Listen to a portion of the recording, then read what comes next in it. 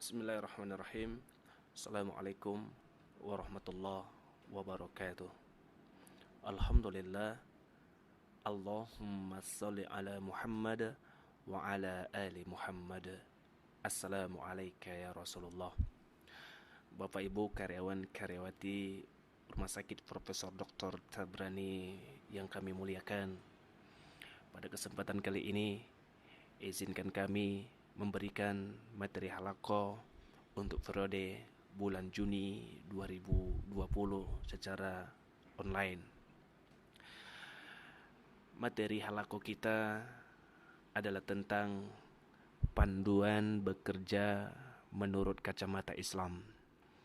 Panduan bekerja dalam kacamata Islam. Ketahuilah Bapak Ibu, Allah Subhanahu wa taala dengan kelembutan hikmahnya menjadikan dunia ini sebagai negeri mencari sebab dan usaha. Islam itu sebagai agama yang sempurna. Kesempurnaan terbuktikan bahwa Islam tidak melupakan sisi kehidupan dunia seorang muslim. Bahkan Islam menganjurkan kepada kita untuk bekerja, berusaha, berikhtiar mencari rezeki dari Allah Subhanahu wa taala. Allah berfirman dalam Al-Qur'an surah An-Naba ayat yang ke-11, "Wa ja'alna an-nahara ma'asha." Kami jadikan siang untukmu mencari penghidupan, mencari pekerjaan, mencari rezeki, mencari makan, mencari nafkah. Kemudian Allah juga berfirman dalam Al-Quran surah Al-A'raf ayat yang ke-10, sesungguhnya kami telah menempatkan kamu sekalian di muka bumi ini dan kami akan memberikanmu kehidupan. Bapak Ibu yang dimuliakan Allah Subhanahu wa taala, bahkan dalam sebuah hadis diriwayatkan oleh Bukhari nomor hadis 1966 yang maknanya tidaklah seorang memakan makanan yang lebih baik kecuali adalah makanan dari hasil usahanya sendiri. Bapak Ibu yang Allah muliakan, ada beberapa landasan yang diatur dalam Islam saat kita bekerja atau saat kita akan bekerja. Maka karyawan-karyawati Rumah Sakit Profesor Dr. Tabrani harus menjadikan ini sebagai landasan dalam bekerja kita semua. Pertama, mari kita sama-sama memilih jenis pekerjaan yang halal. Allah berfirman dalam Al-Quran surah Al-Baqarah ayat 172, "Ya ayyuhalladzina amanu," wahai orang-orang yang beriman, "kulu min thayyibati ma razaqnakum." Makanlah di antara rezeki yang baik-baik yang kami berikan kepadamu. Bapak Ibu yang Allah muliakan, rezeki yang haram meskipun nampaknya lezat, tapi akan membinasakan kita, membinasakan dunia, binasa pula akhirat.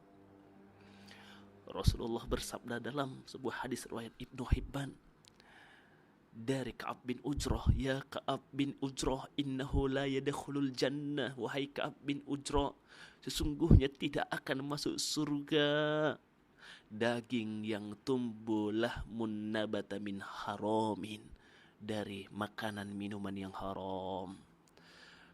Itu yang pertama, bahwa dasar yang diatur dalam Islam dalam bekerja adalah bekerjalah dengan pekerjaan yang halal. Yang kedua, dalam bekerja kita diatur agar kita menyempurnakan akad dalam bekerja. Ini sangat penting. Allah Subhanahu wa taala berfirman dalam Al-Qur'an surah Al-Maidah ayat yang ke-21, "Wahai orang-orang yang beriman, penuhilah akad-akad itu."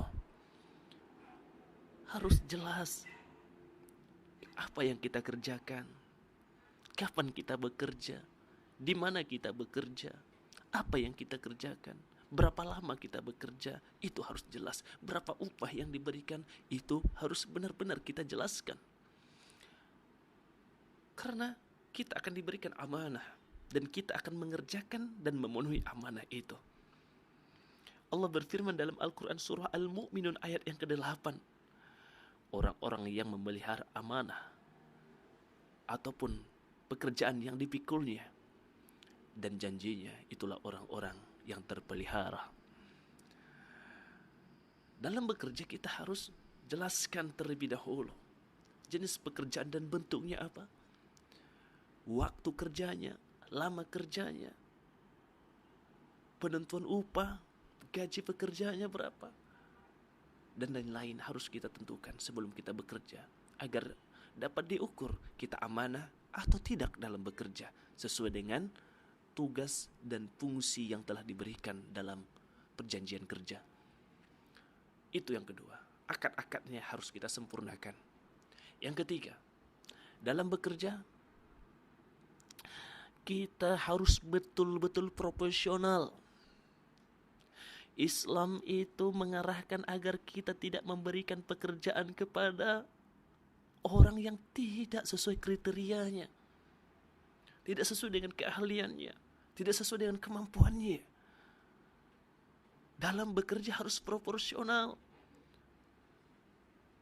Bagaimana Allah Subhanahu wa taala menjelaskan dalam sebuah kisah Nabi Yusuf alaihissalam, Quran surah Yusuf ayat ke-55.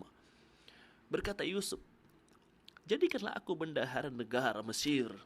Sesungguhnya aku adalah orang yang pandai menjaga lagi berpengetahuan."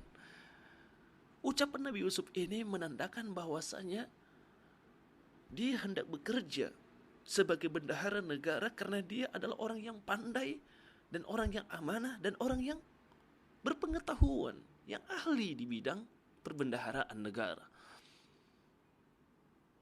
Kita lihat lagi bagaimana Allah kisahkan dalam Al-Quran surah Al-Qasas ayat ke-26. Salah seorang wanita dari kedua wanita itu berkata, "Wahai bapakku, ambillah ia sebagai orang yang bekerja pada kita, karena sesungguhnya orang yang paling baik yang kamu ambil untuk bekerja adalah orang yang kuat lagi dapat dipercaya." Kemudian dalam sebuah hadis juga Rasulullah bersabda, "Jika suatu perkara diserahkan kepada yang bukan ahlinya, maka tunggulah kehancuran." Riwayat Bukhari.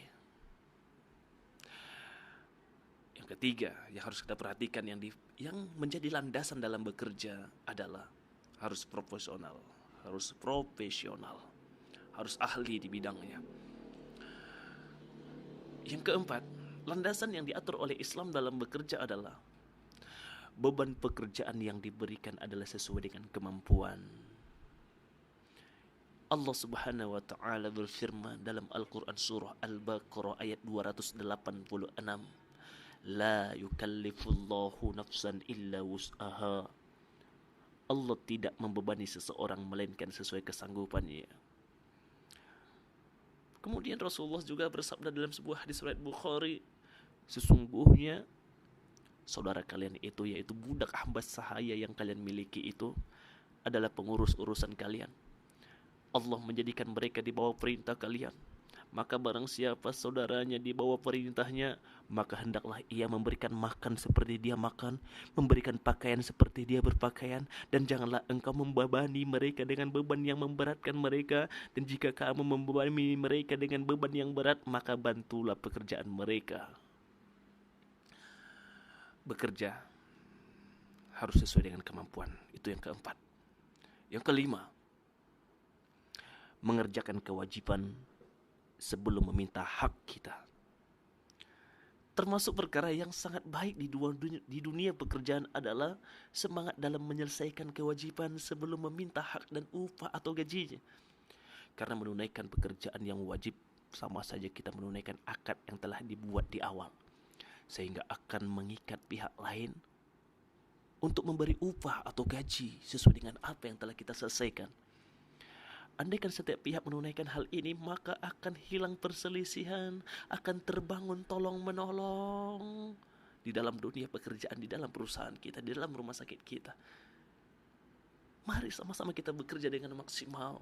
Sama-sama kita maksimalkan tugas-tugas kita. Jangan menghitung-hitung. Jangan perhitungan dalam bekerja. Mari kita selesaikan pekerjaan kita tepat pada waktunya, tepat sasarannya, tepat, efektif, efisien. Insya Allah kita akan sukses. Ini adalah poin pertama, dasar-dasar dalam bekerja. Poin kedua dalam pembahasan ini adalah ada beberapa adab seorang pekerja, adab seorang karyawan yang bekerja. Yang pertama, adab seorang karyawan, adab seorang pekerja yang pertama adalah karyawan yang kuat. Karyawan yang kuat. Kuat di sini adalah kuat badan dan kuat hati. Kuat badan dalam mengerjakan kewajiban kerja. Kuat dalam menunaikan apa yang wajib diselesaikan. Juga kuat dalam menyelesaikan pekerjaan dengan fokus dan konsentrasi.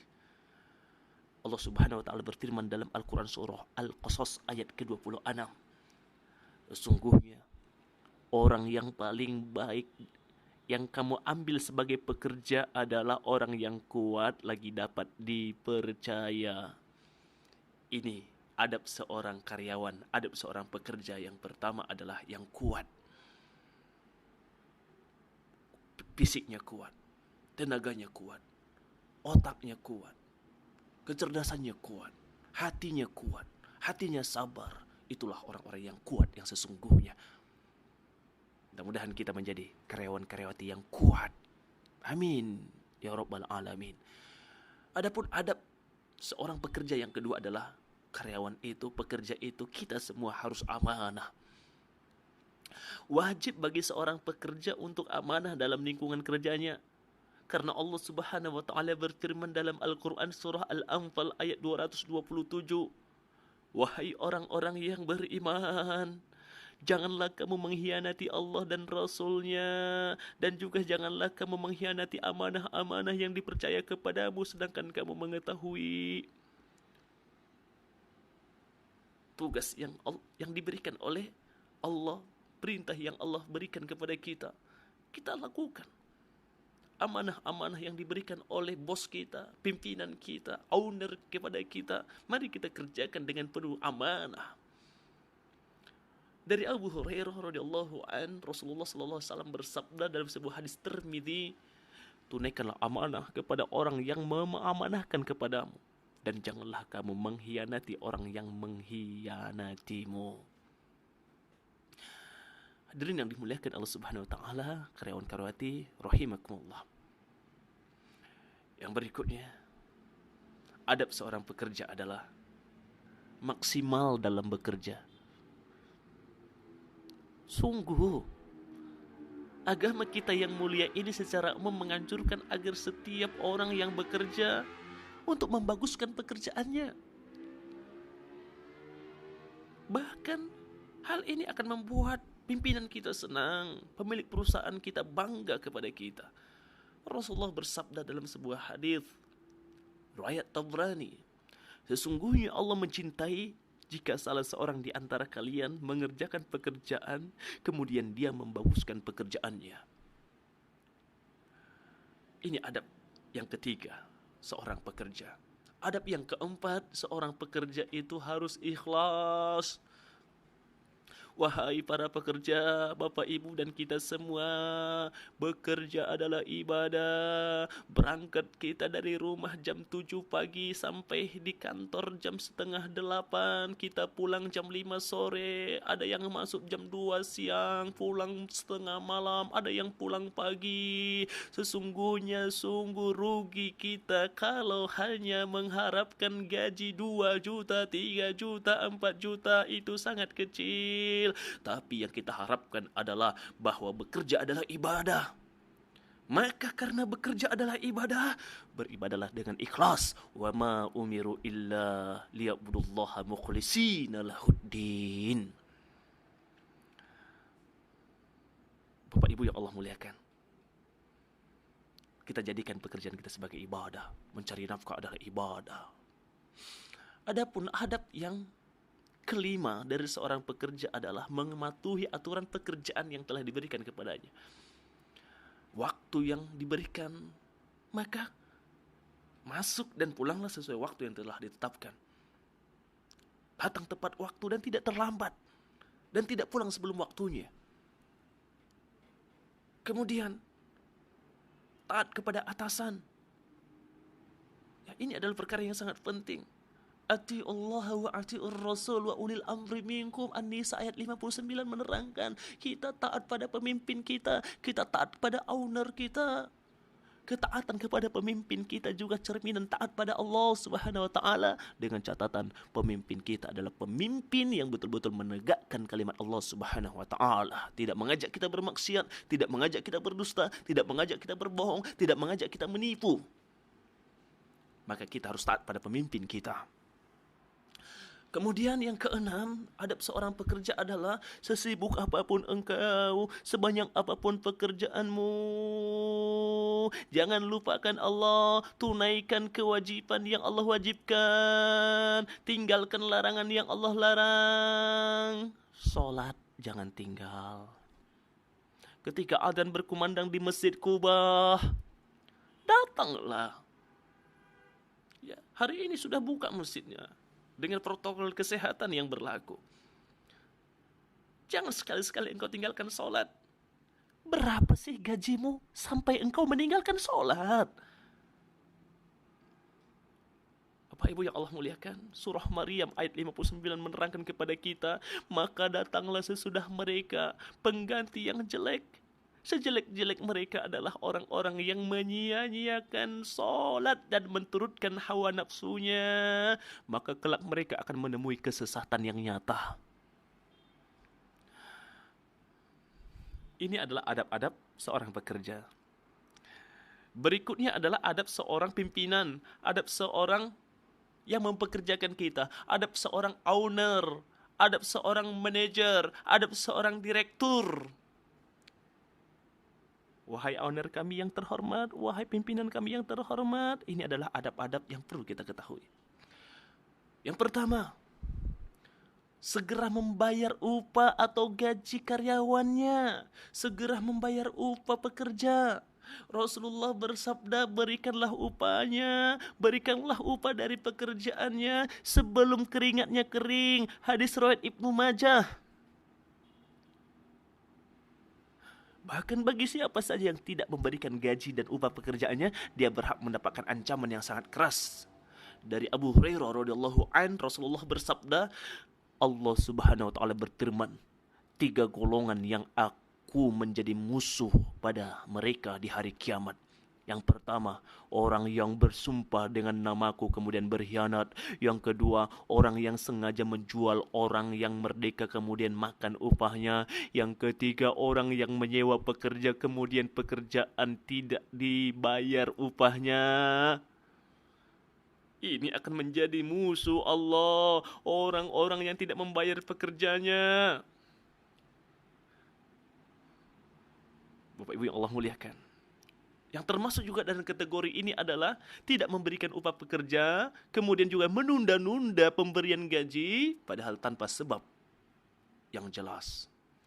Ingat, segera berikan upah pekerjamu.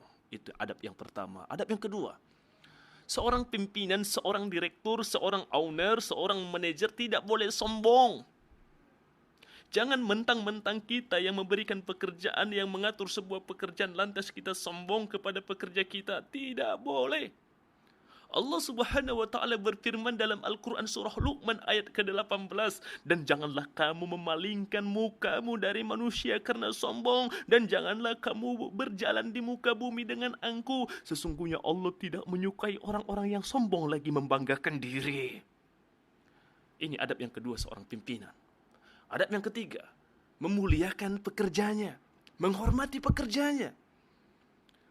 Seorang karyawan bukanlah binatang yang dapat kita perintah seenaknya. Dia adalah manusia yang mulia. Allah Subhanahu wa taala berfirman dalam Al-Qur'an surah Al-Isra ayat ke-70, sesungguhnya kami telah memuliakan anak-anak Adam. Anak-anak Adam adalah mulia. Semua manusia itu mulia. Maka janganlah pimpinan sebagai atasan memperlakukan pekerjanya seperti binatang. Dipukul, diberi beban yang berat di luar kesanggupan. Tidak boleh. Barang siapa yang nekat membebankan pekerjaan melampaui batas kepada seorang pekerjanya, seorang karyawannya, sungguh dia telah berbuat zalim dan aniaya. Rasulullah SAW bersabda dalam sebuah hadis riwayat Muslim, seorang budak berhak mendapatkan makanan dan pakaiannya dan tidak boleh dibebani dengan pekerjaan kecuali sebatas kemampuannya. Al-Imam An-Nawawi berkata, para ulama telah sepakat bahwasanya tidak boleh membebankan pekerjaan di luar batas kemampuan para pekerjanya. Apabila terjadi demikian, maka wajib bagi seorang majikan untuk membantu pekerjaan dari budak atau pekerjanya. Adapun yang berikutnya, yang ketiga, adab seorang pimpinan adalah kita berikan dia maaf apabila melakukan kesalahan. Kita berikan maaf. Dalam dunia pekerjaan, Bapak Ibu pimpinan kami, kesalahan dari pegawai adalah hal yang biasa. Kesalahan dari manusia adalah bukti bahwa manusia itu adalah al-insanu khata'un. Manusia itu lemah. Maka hendaklah seorang atasan memberikan maaf atas kesalahan pegawainya atau karyawannya. Dari Abdullah ibnu Umar radhiyallahu an bahwasanya Rasulullah bersabda, ada seseorang datang menemui Rasulullah SAW seraya berkata, wahai Rasulullah, berapa kalikah kita memberikan maaf kepada pembantu? Rasulullah diam tidak menjawab. Laki-laki tadi kembali mengulang pertanyaannya. Ya Rasulullah SAW, berapa kalikah kita memberikan maaf kepada pembantu? Maka Rasulullah memberikan jawaban, berikanlah maaf kepada setiap pekerjamu sebanyak 70 kali. Setiap harinya. Masya Allah. Hadirin yang Allah muliakan. Dan maaf itu ada 3 tingkatannya. Maaf itu ada 3 tingkatannya Bapak Ibu. Yang pertama, ada yang disebut dengan al-afu. Dia akan memaafkan ketika orang yang bersalah itu datang minta maaf. Al-afu namanya. Memaafkan jika datang minta maaf. Yang kedua adalah as-safu. Dia sudah terlebih dahulu memaafkan kesalahan orang yang berbuat salah tanpa datang minta maaf. Ini luar biasa. Adapun yang ketiga, tingkatan yang paling tinggi adalah al-maghfirah. Ketika seseorang berbuat salah, maka orang itu mendoakan yang berbuat salah, ya Allah, ampunkanlah dosa orang yang telah berbuat salah hari ini. Mudah-mudahan bermanfaat. Inilah adab-adab pekerja, kemudian adab-adab seorang pimpinan, kemudian juga landasan-landasan dalam sebuah pekerjaan. Mudah-mudahan bermanfaat. Salam sukses Rumah Sakit Profesor Dr. Tabrani. Kita bekerja karena Allah. Mudah-mudahan rezeki kita berkah, persahabatan dan silaturahim kita berkah. Ingat, uang, harta bukanlah segalanya, tetapi kita akan menjadi orang yang sungguh-sungguh berhasil dunia akhirat saat kita bekerja atas nama Allah dan kita menjalankan perintah Allah dalam bekerja. Assalamualaikum warahmatullahi wabarakatuh.